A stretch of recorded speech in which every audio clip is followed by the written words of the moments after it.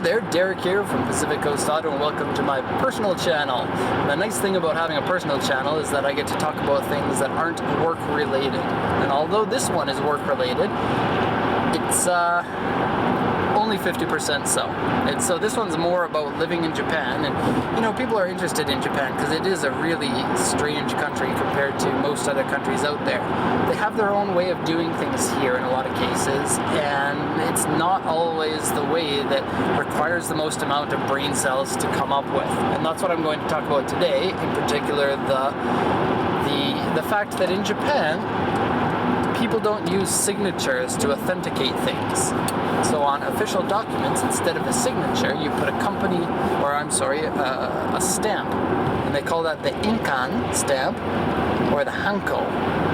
And what it is it's a 10 millimeter or 1 centimeter stamp, and you dab it into the ink, and it's made out of wood, and you stamp it when you want to sign a cell phone contract, or rent an apartment, or get official documents printed up, apply for a visa.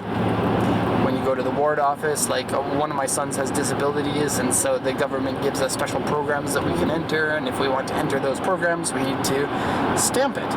And one of the things that you use these stamps for is whenever you buy a new car or sell a new car, you need to give the other person authority to own your car.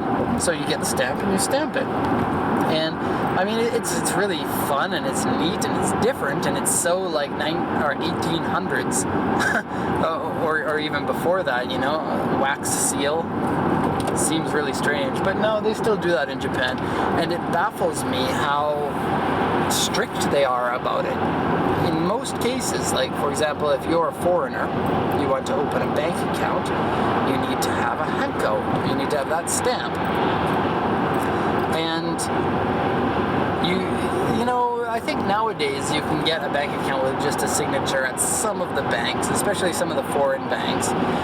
But at my bank, we needed to have an actual stamp, and so you go out to the shop and they make you a stamp that has your name on it.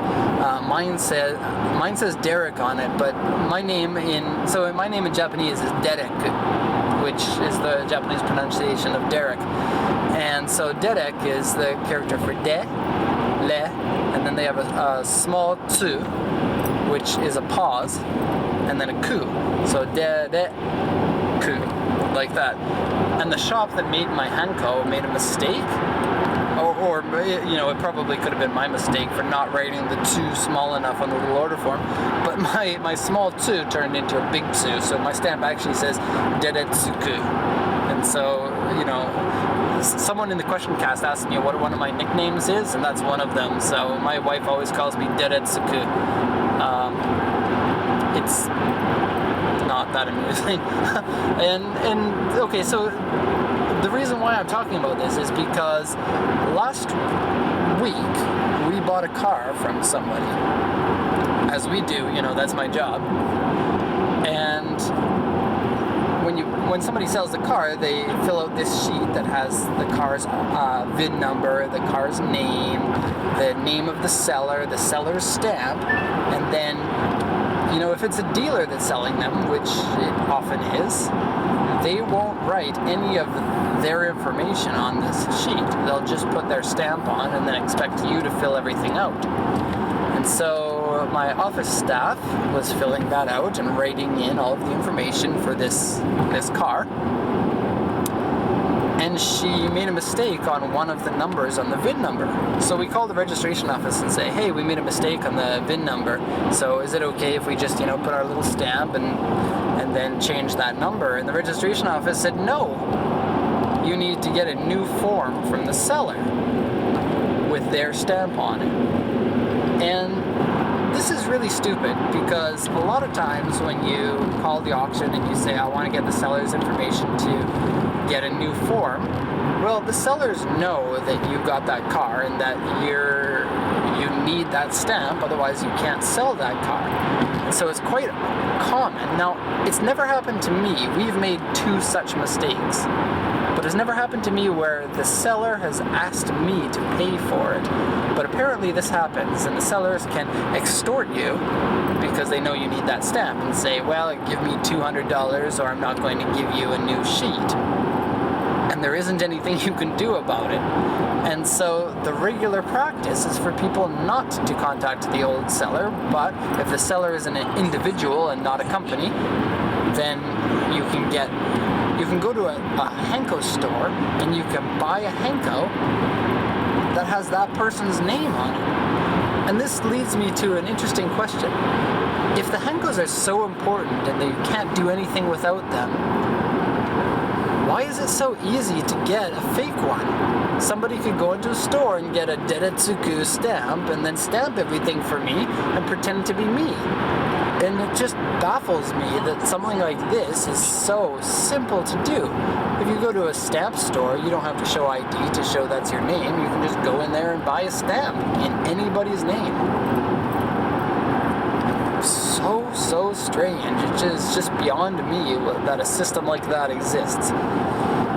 And so you get the stamp and you can stamp it onto the sheet and then you can get the car registered in your name and everything is happy and fine.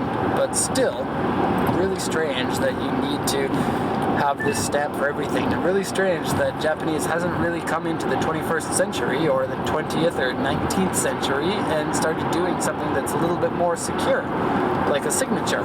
And then, of course people can forge a signature, but a signature is a heck of a lot easier to forge than an exact copy of a stamp that you can buy from any store 5 minutes from where you live.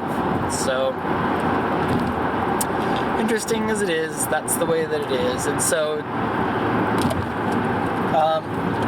a little bit more of that story with the stamp thing.